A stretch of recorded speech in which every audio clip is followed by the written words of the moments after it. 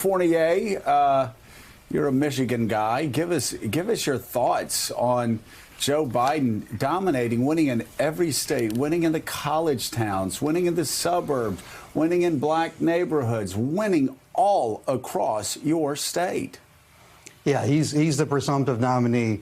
But I think this is more about Trump than it is about Biden. Think about it. 4 years ago, in 2016, Michigan Democrats did not think Donald Trump was going to become president. They were not worried about Donald Trump. They thought he was a joke. There's no way he was going to win the nomination. We could certainly beat him in the fall, even if he did. So voting for Sanders was a safe protest vote. They didn't think Donald Trump was going to win, and they really didn't like Hillary Clinton. So they voted for Bernie Sanders. Now, 4 years later, Democrats are scared to death of Donald Trump. What is unifying them is defeating Donald Trump. What was clear to Michigan voters was Joe Biden is now the guy that we as Democrats have to get behind, not necessarily just because we love Joe Biden and he's the turnout candidate, but because we hate Donald Trump, we being Democrats. Donald Trump is the turnout candidate for Democrats. That's what happened in Detroit in Michigan in 2018. It's why Slotkin won Livingston County and turned that district blue. It's why Gretchen Whitmer is governor, and it's why Joe Biden swept Bernie Sanders right off the field in Michigan. And it's why Democrats should have some hope for November, because Democrats this time know the kind of president Donald Trump is, and they are going to be united to turn out against Donald Trump. So let's get a split screen right now, TJ, with Ron Fournier and myself, because Ron, everybody's now looking at the two people who represent the forces that chased Hillary Clinton for 25 years. You in the media, me as a Republican first, and then in the media. And we were talking about that yesterday.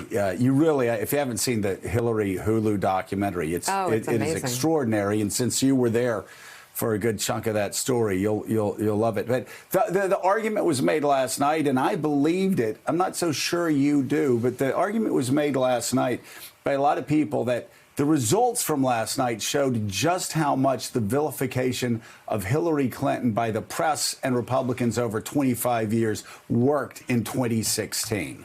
That Bernie Sanders ended up not being this revolutionary, not being this remarkable political force. Instead, 2016 was all about 25 years of baggage Hillary Clinton was carrying. No doubt about it. Now, a lot of that is on the media. A lot of it is on Republicans. But look, a candidate owns his or her brand. A candidate owns his or her performance in a campaign. So we can't can't take it all off of Hillary Clinton's shoulders. She should have been able to beat Donald Trump in 2016. Yeah. Mike Barnicle, your thoughts on last night? You've known Joe Biden for a very long time. I keep talking about New Hampshire because it was such a morose morning when Joe came on, not because we're cheering for anybody, but just because we've known this guy for so long and liked him for so long, just like I've known and liked Bernie for 25 years. And I'm really feeling for him this morning, but felt really bad for Biden that morning. And here we are a month later, and this guy just can't lose. In fact, not only can he not lose states, this guy's not losing a county. Yeah, you know, Joe, looking at the tail of the tape and listening to Steve explain it both last night and here just a few moments ago, it's pretty clear that Joe Biden has the reach, the breadth in this campaign to sort of mimic Bill Clinton in 1992. I mean, he's winning whites in the suburbs. I mean, the suburbs are going to turn out to be, if not a wave election, a huge, huge bonus for Joe Biden. And I think when you listen to Joe, when you see Joe now in the past 10 days, 2 weeks out on the campaign trail, you see something that resonates with voters. And it's pretty simple. It's humanity, it's empathy, it's stability and experience. Let's talk about humanity, Mike, and talk about that moment where somebody made the mistake of saying he was going to take all their guns away. And I know Republicans just jumped on it. Oh, my God, can you believe a political figure using crass language? I mean, come on. Seriously? Look in the mirror, folks. But Biden yesterday showed the other side of his humanity, and that is he's a fighter. He's a fighter. He has the experience. People know he has the experience. But there's one twist in this that I think lasts through the rest of this year. And it is the existing President of the United States behavior in handling this national health crisis. In other words, he hasn't handled it. And I encountered several people over the weekend, Joe. I'm sure you have done the same thing as well, you and Mika. I'm sure you've done the same thing as well. People who you know voted for Donald Trump in 2016 have now said no. The leadership isn't there. The ability to inspire or calm the nation down, that's not there. He's got a dream world that he's president of. He has no honesty in him, and that is all he's going to pay the price for it. So, Steve, let's button this up. At the end of the day, this is a game of delegates. You've got to get the majority of delegates to become the Democratic nominee. Mississippi, Missouri, Michigan, Idaho in Biden's corner last night. Washington too close to call. North Dakota, as you said, looks like it might probably going to go toward Bernie Sanders. Where are we in terms of delegates? And let's just be blunt. Can Bernie Sanders catch Joe Biden? Yeah, I mean, take a look here. This is 150. That's the gap you see right there. Biden up 150 over Sanders. What is not counted in this, believe it or not, there's still a bunch from California that haven't been added.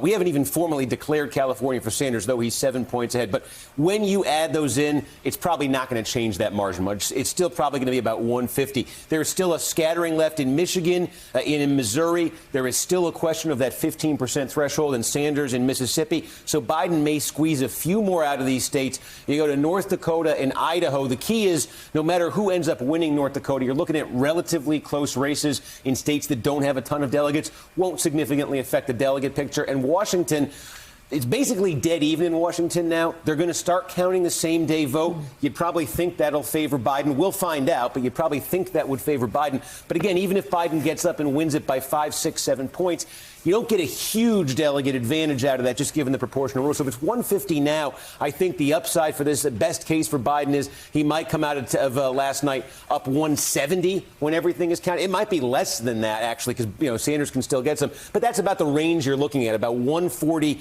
to 170 for Biden. If that doesn't sound too daunting, consider just next week. This is coming. Yep. Florida, huge delegate haul. The polls have Sanders down 30, 35 points here. Everything we're seeing demographically suggests that's probably going to happen there. This is a state where Sanders got clobbered last time around. Illinois, all of a sudden, you look at Illinois and the demographic patterns there. You see what's happening in Michigan. You see what's happening. If you look at downstate Illinois and you take a look at Missouri, even bits of Tennessee and Arkansas, huge trouble there for Bernie Sanders on the horizon. Ohio was already a bad state for Bernie Sanders in 2016. Lost it by 13. That, again, based on what we're seeing, could get a lot worse. Arizona goes now. This 150, 175 could be over 300 a week from now. And again, the only way in a one-on-one race that you make up a big delegate difference is you don't just win states. You have to win landslides. Biden is winning landslides, and he is building up his delegate lead. Sanders, where he wins states, he wins New Hampshire by 2 points. Right. He's going to win. If he wins North Dakota, he might win it by 5 points. You need to win landslides in big states. Otherwise, that becomes a completely hopeless margin to try to overcome. In fact, the opposite could happen next Tuesday. Landslides for Joe Biden in places like Florida. Steve Kornacki, great job as always. Thanks so much, Joe. People calling in the Democratic Party, some people in the Biden campaign suggesting that perhaps Bernie Sanders should step aside at this point. The campaign says we're in it for the debate on Sunday in Phoenix and then those races on Tuesday, and then likely we'll reassess. Yeah. All right. Thanks so much, Steve Kornacki. We greatly appreciate it. Thanks for checking out MSNBC on YouTube, and make sure you subscribe to stay up to date on the day's biggest stories. And you can click on any of the videos around us to watch more from Morning Joe and MSNBC. Thanks so much for watching.